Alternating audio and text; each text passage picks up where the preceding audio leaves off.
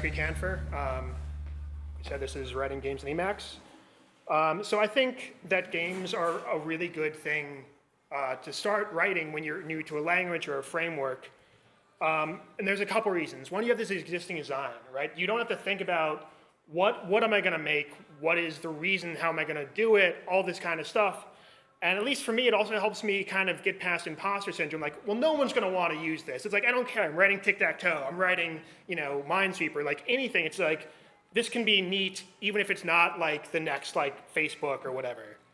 And also, it's good. Writing games is good because you still have the basics of every program, right? You have I/O, you display stuff to the screen, and you store some state. So it is a wide variety of things that you're doing when you're writing a game. That's going to be, the basics of everything you're going to be doing with other stuff. I was teaching my friend Emacs Lisp, so I was showing him some stuff. And at the end I said, now I've been able to, explain that you can do some things in Emacs Lisp. I said, what do you think? He said, well, there are some pros and cons. So we're going to live code Tic-Tac-Toe. So I have my Emacs open. I opened a file, tic-tac-toe.el. In this file, I'm just going to give at the top just a header line. This is useful if you ever want to send it to like a package manager. They generally want at the beginning.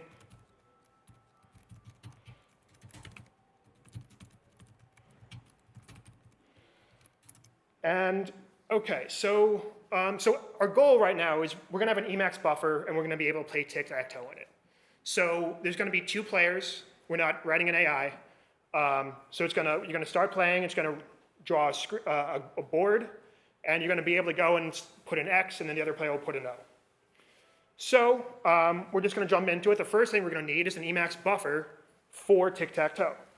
So we're going to have a function that the user runs when they want to start Tic-Tac-Toe.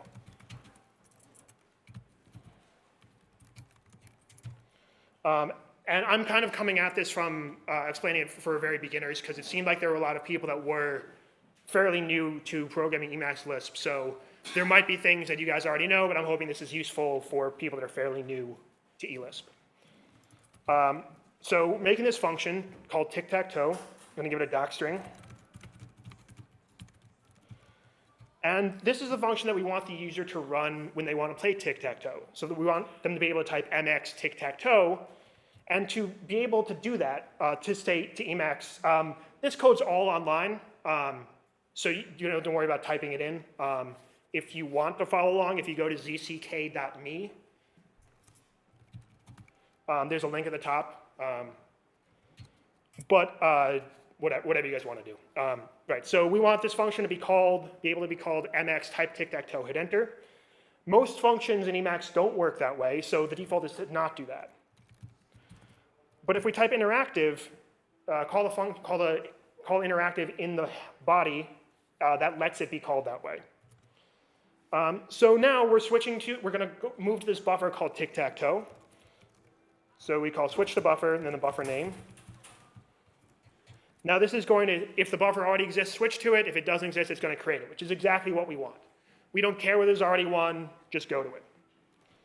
So now we want to see if this works. So I'm going to mx eval the buffer, and now I'm just going to call it. So with meta x Tic-Tac-Toe. Great. So you see we switched to a buffer whose name is Tic-Tac-Toe. You can almost see it there. Whatever. So we switched to a buffer called Tic-Tac-Toe. Didn't exist before. So that's great. That's what we want to do.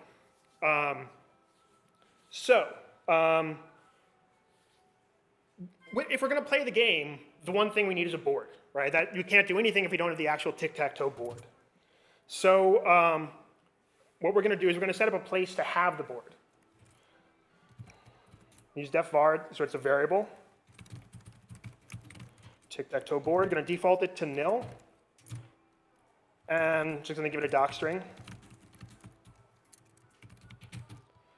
And I'm going to default it to nil. You'll see why in a sec, as opposed to an actual board. Yeah, I'm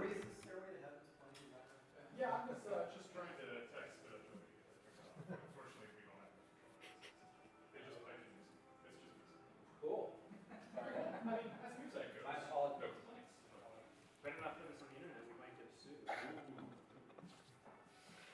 All right, we could. Right, so when we set up the board, what I like to do when I'm writing this kind of thing is I like to differentiate the tasks you do when you first start playing and the tasks you do at the beginning of each game. And that's useful just for some like housekeeping stuff that like we don't need to create a tic-tac-toe buffer every time we start playing, just the first time. So we're gonna just make a function tic-tac-toe init that's gonna do this stuff at the beginning of every game. It's gonna take no arguments.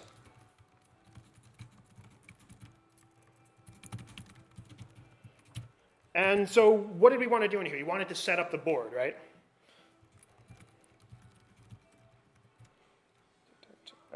Earmuffs.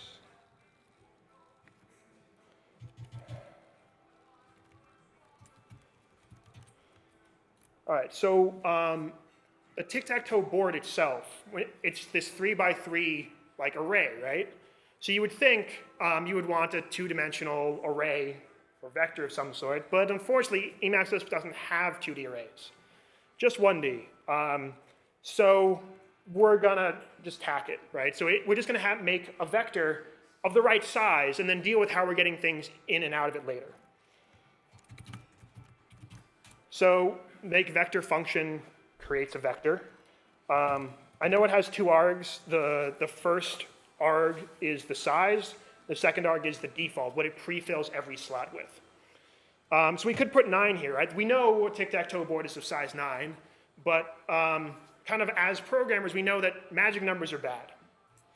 So instead of just putting a 9, we're going to have a constant somewhere that's going to be the height or the width of the board. So tic-tac-toe boards are always square.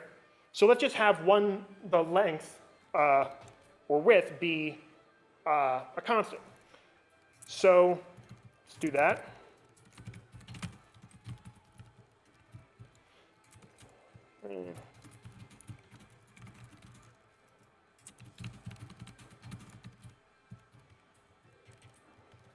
So now, if we have this tic-tac-toe size, we can just multiply it by itself.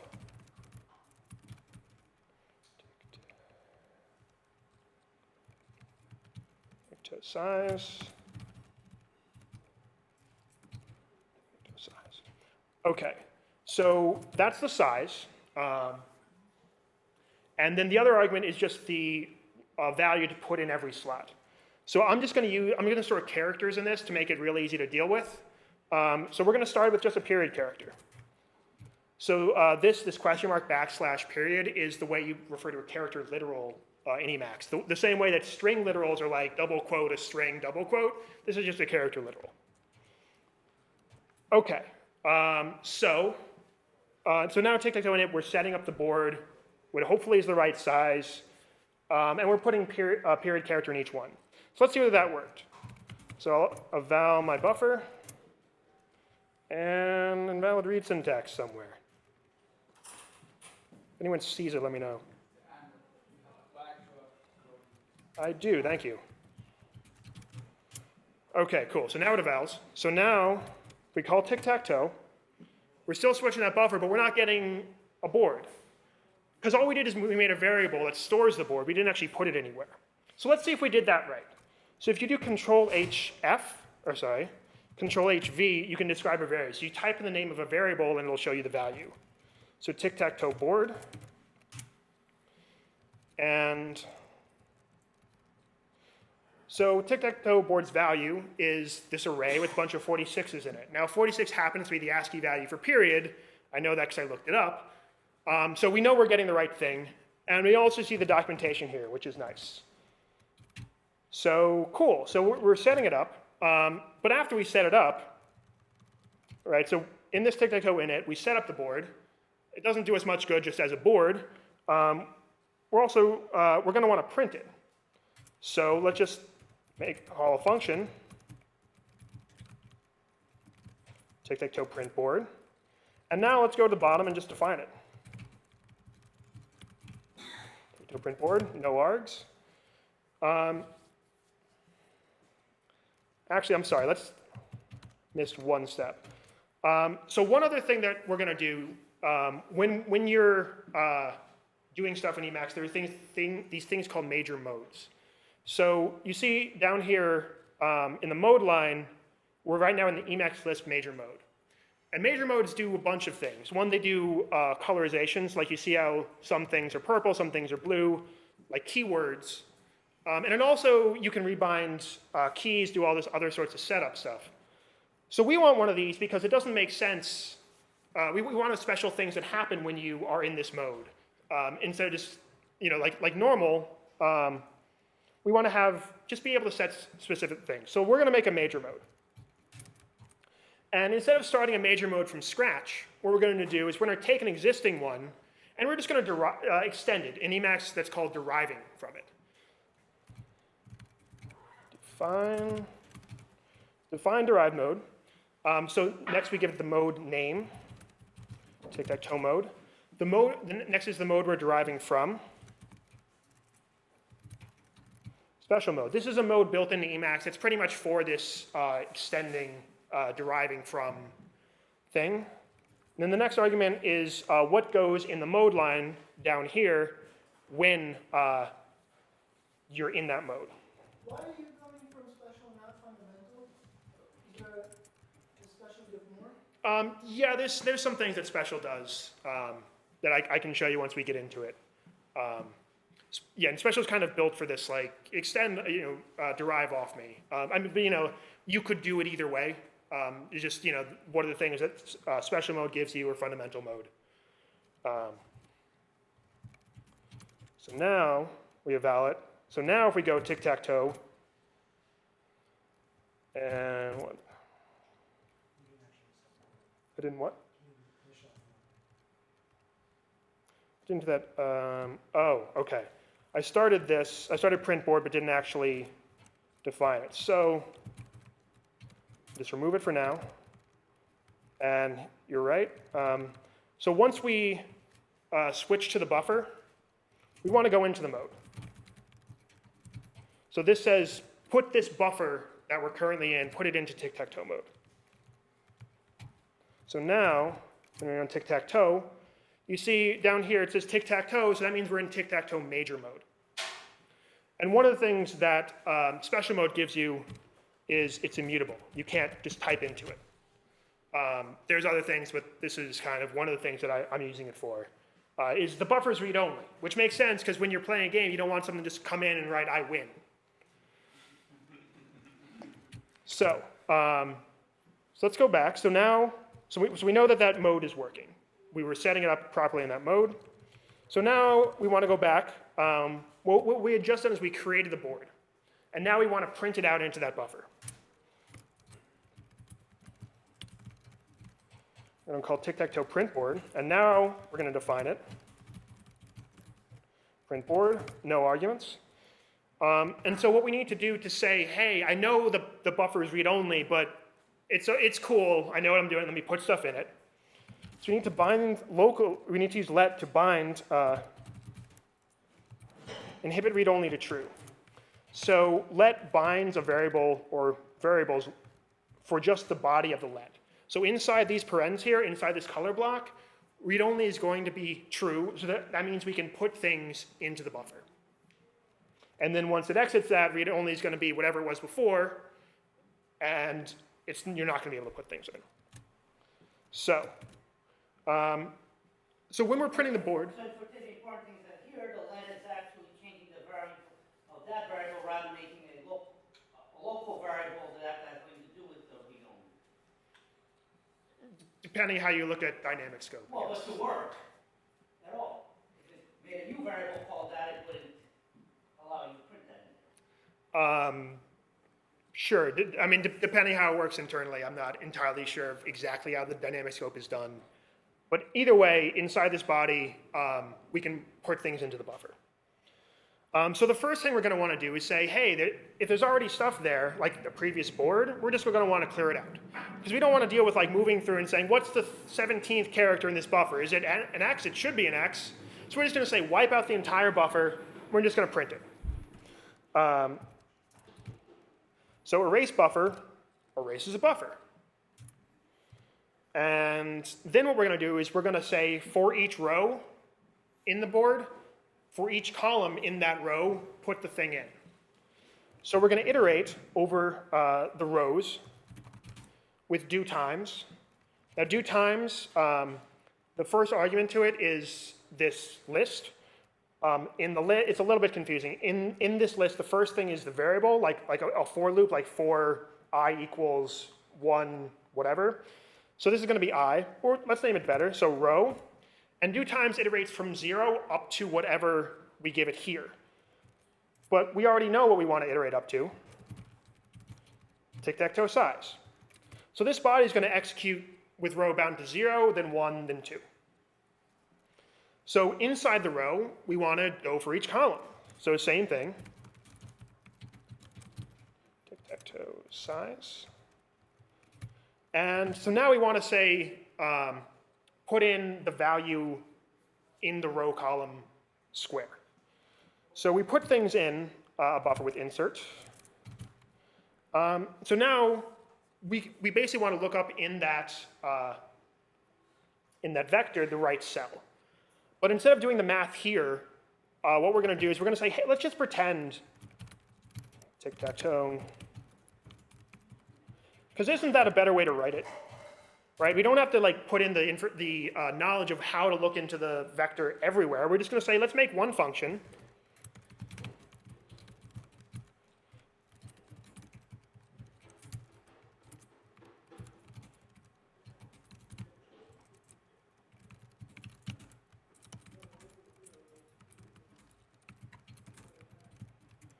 So we're going to put all that knowledge in here. And we look up things in vectors with elt.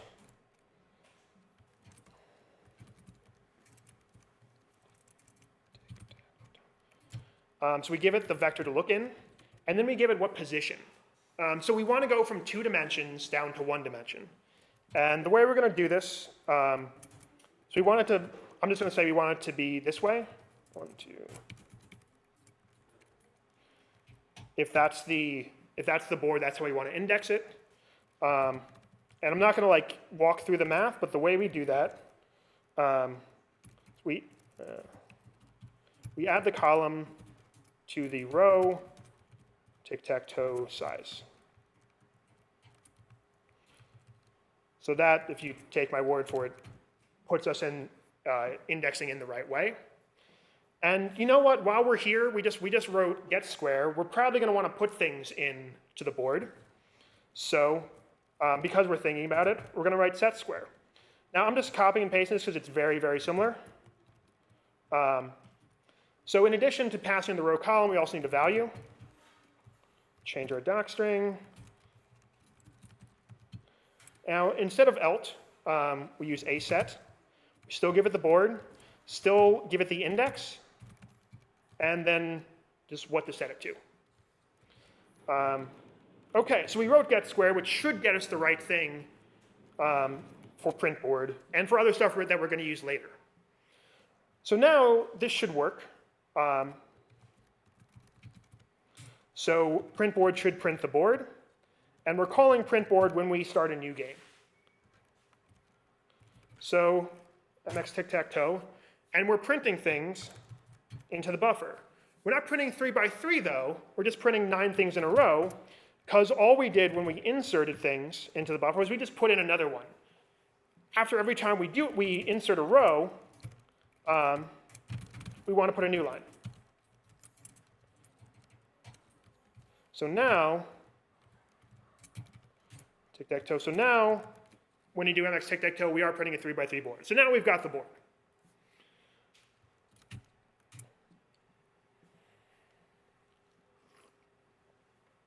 Okay, so now that's the first, like when you sit down and play tic-tac-toe with someone, you get a piece of paper, the first thing you do is draw the board.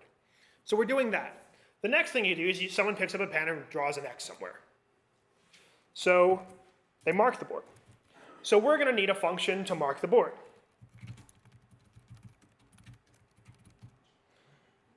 I'm just going to say mark.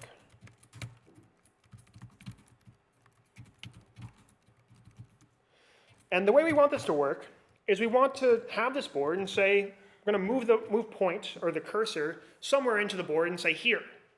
We're not going to want to call it with say, oh, at the first row of the second column. We're going to just want to say here. So that's why I'm just saying mark the current square. So we're going to need to know what the row and the column are. Oh, and also this is going to be called by the user, right? So the user is going to say mark this one. So the user is going to need to call it like tic-tac-toe before we give it interactive, and then you can run it with Emacs tic-tac-toe mark. So we're going to want the row and columns as local variables. So we're going to get the row and the column somehow, right? So then in this body, we're going to have those to do things with. So row, we want the line number. But unfortunately, in Emacs, line number at pause, it gets you the line number, but it's one index. So the lowest it'll ever go is 1. So we're just going to subtract 1 from it using this function 1 minus, which just takes the argument and subtracts 1 from it. And then the column, now that is 0 indexed. So it's super inconsistent design, but that's where we're at. So now in this body, we have row and column to do stuff with. So we can tic-tac-toe.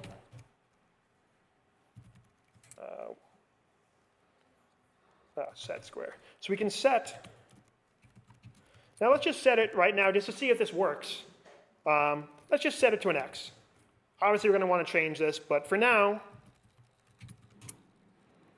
let's just go with X. So whatever. So Emacs tic-tac-toe. So now if I move in and go Emacs tic-tac-toe mark, the same thing. We didn't actually change anything, right? So the same thing we did before. We might have changed things in a variable. So after we mark it, print the board. So let's try that again. Okay, cool. So we saw we got both of them. We got the one we did before and we did the one just now. But one thing we're not doing is, right now we just have one player, which is obviously not a really fun way to play tic-tac-toe. You should probably be winning every time. So instead of X, what are we going to do? Let's just say we have a variable, tic-tac-toe current player. So if we're saying we have a variable, let's have the variable, current player. And I'm going to choose that it's a character. The same way we're storing characters in our array, we're just going to say the character representing.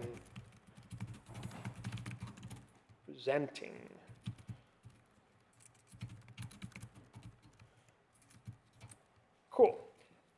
So now we can get it out of there, but we need to start the game with it set to something.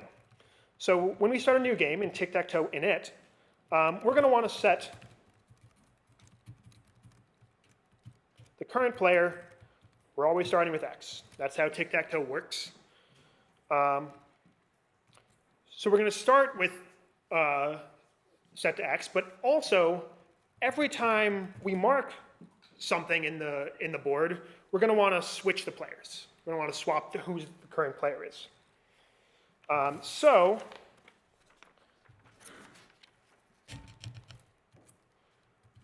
after we print the board, I'm just going to swap the players. Swap players.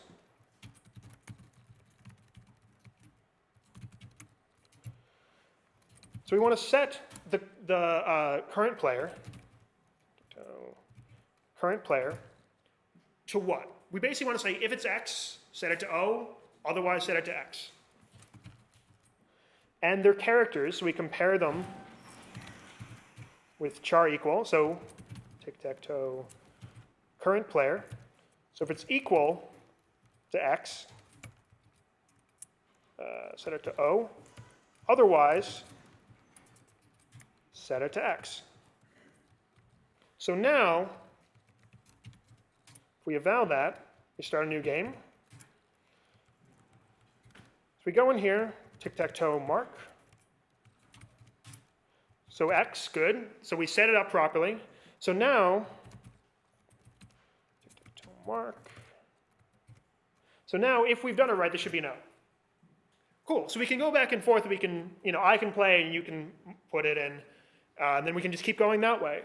But you notice it's kind of annoying having to keep typing MX tic-tac-toe mark. So what, right? Because not everything in Emacs is done that way. When you want to go up a line, you don't do MX previous line. You do Control P. We want to set a key binding. Key bindings for major modes are done in things called key maps, which is basically a map of this key goes to this function. So like Control P would go to previous line. And that's one of the things that define derived mode does for us, is it sets up an empty key map for us. It says you can put stuff in here without worrying about having to create it. So what we do is we just define a key. And we need to say what map it's in. Mode map. Now we say what the key is. What do we want to bind, like when you actually press on the keyboard. So this is a way to say when you press the space bar. Obviously this could be anything. It could be enter, you could have it as complicated as you want. I'm going to say space. You could also have multiple things by having multiple defined keys. But when that happens, we want tic-tac-toe mode mark, or sorry, tic-tac-toe mark to be called. So when the player hits space, mark the thing. So eval the buffer, start a new game. So right now I'm just going to hit space again. So now it's pretty easy to play, right? Then this is pretty much exactly what you'd get if you just did it on paper, right? So you have to know where you can go. You have to figure things out on your own. But because this is a computer, let's make it a little bit better. Let's give a message when the user wins.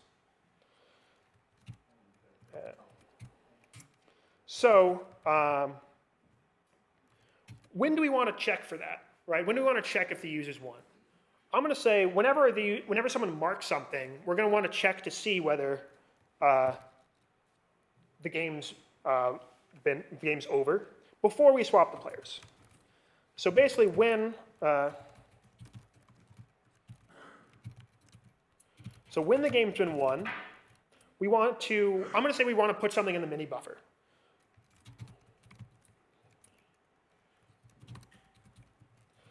But we can go more than just saying congrats. We want to say like, hey, you won.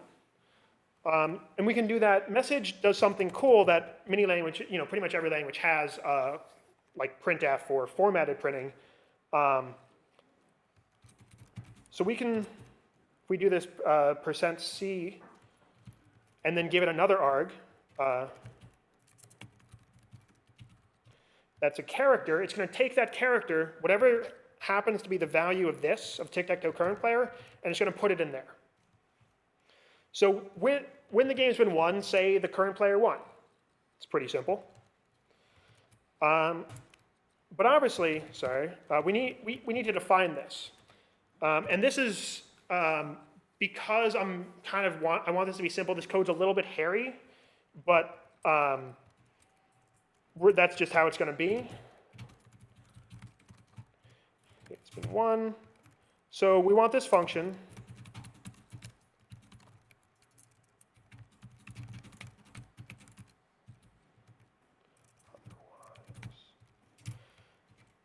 And so when you're looking at tic-tac-toe, how do we tell if the game's been won? So at least what I do is I look at the diagonals, I look at the rows, and I look at the columns. So, and if any one of those is true, then the game's over.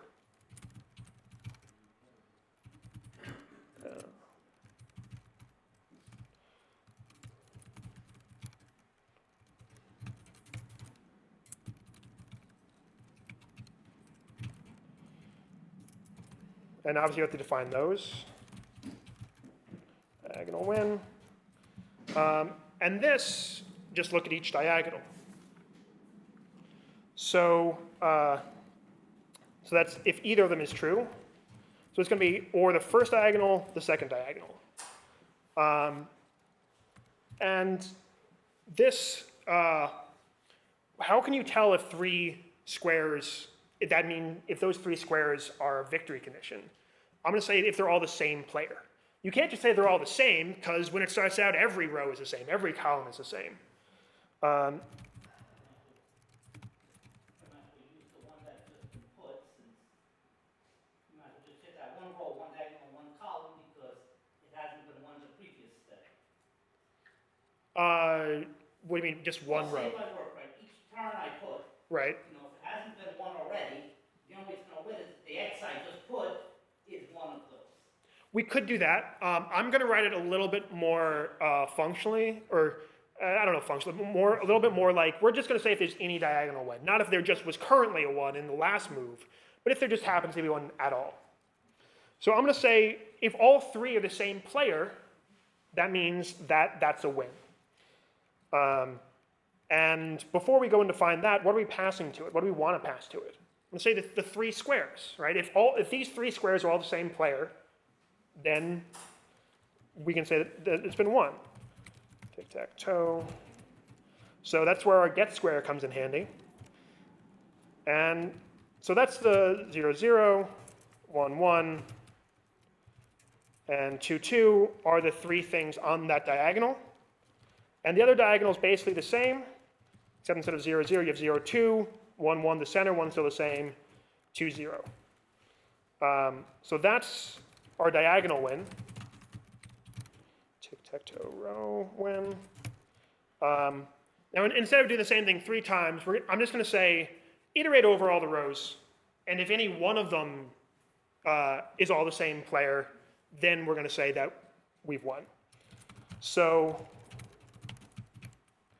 we're just going to bind this. We haven't won yet. We haven't found a victory yet. And we're going to say for each row, if this row is a win, then bind has one to true. And then at the end, just return it.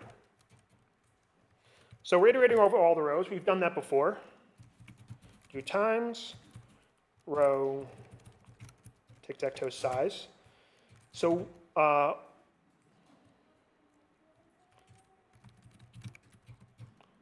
when it's all the same player, tic-tac-toe get square. So for every square in that row, right? So that's the current row, 0, 1, and 2. So when all three squares are the same, set has 1 to true. Okay, that's pretty simple. And then column win is going to be, nearly the same thing. Column win, instead of iterating over the rows, over all the columns. And then we want to just swap the indexing, because get square, tic-tac-toe get square wants row then column. So I'm just going to swap those.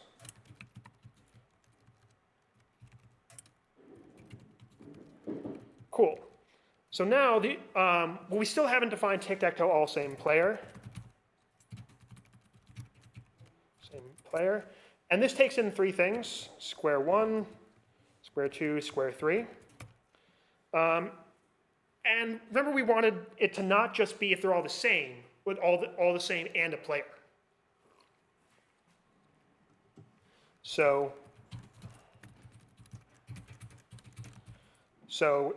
if square 1 is a player, now we don't need to check if all 3 are players, because the second part is going to be that they're all the same, right? So if square 1's a player and it's the same as square 2, then square 2 is also a player.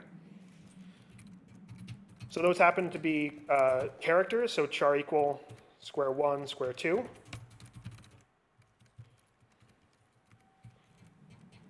And then tic-tac-toe is a player. So how do we know if it's a player, right? So the only 2 things that could be a player are either the X character or the O character.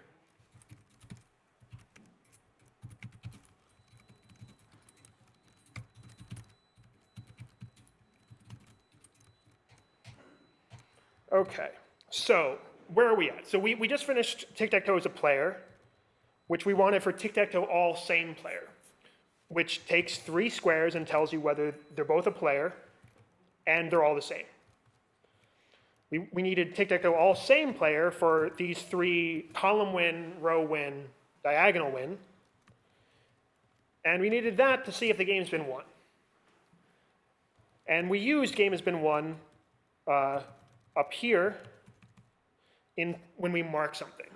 So that all of that was basically to be able to tell when the game's been won and message the user, hey, good job, it's over. So if I type that out all correctly, so we eval the buffer, and let's start a new game. So when I make the first move, we shouldn't see in the mini buffer, which I guess you can't really see anyway. But there's nothing in the mini buffer, you can kind of tell. And we shouldn't see anything until someone actually wins. So on this move, we complete 3 X's in a row. And at the bottom it says, congrats, player X won. So we're able to tell the user when the game's over. So there's a lot of other things we could add. For example, we don't do any sort of real error checking, right? So we don't actually check that you're not when you're not trying to mark an already marked square. Obviously, you don't want to do that, or let that happen. We're also not, we're not bounds checking, right? We're off the edge of the board, but you can still mark it, right? Do you see what happened? We're in the 0th row, the 4th column, which, when we do the math thing that I didn't explain before, ends up to be the same as the 2nd row, 1st column, right? So we could just do this all day, which is also bad. But I'm going to say that we're already ahead of doing it on pencil and paper. And the other things are somewhat straightforward to do, especially with some of our helper functions.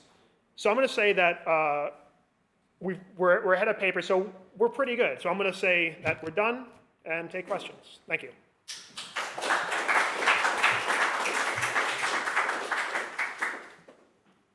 2 questions. Sure. One, in the absence of a win condition, this means a draw condition? If not, the row in the column? Yeah. So yeah, we're also not detecting win or draw. So like once you put 9 moves in, if you can't overwrite moves, there could be a draw. So that would be another thing we could add. You know, if there are 9 moves, say, oh, you know, the game's tied. And we could also say, do you want to start again, right? That was one of the benefits of separating the start the entire game from start one game, right? So if we call tic-tac-toe init, that just starts a new game. So we could do something like if the game's tied, say, do you want to start a new game? And if so, call tic-tac-toe init, and it just starts again. I didn't, partially because of time, Sure. but that would definitely be something you want to do. The second question is, how can I get access to the GUI, though, right? Like, this is still fundamentally a text-driven. Sure. How do I get access to the GUI? So What when do I click, that's an event. So that actually is, you do it, you can bind clicks in defined key. So a click is actually a Yeah. key? Do I? I think he was told, how can you get to the mouse on Emacs? No, that's the point, the mouse, yeah, They're handled the same as a you keystroke. can have. Yeah, so- The syntax, but Mouse instead of down is keyboard, handled it's something. as another event. Yeah, I'm not sure what it is offhand, but instead of this keyboard space, it'd be something else. Maybe define keywords. Might. So like if I click something with the GUI, would that be setting the mark as well? Yes. Definitely. I wrote the Minesweeper on Melpa on the Emacs package, or one of the Emacs package lists, and I did it for that. If you want, come find me after and I can show you how that worked. Cool, thank you. Sure. Any other questions? All right, thank you.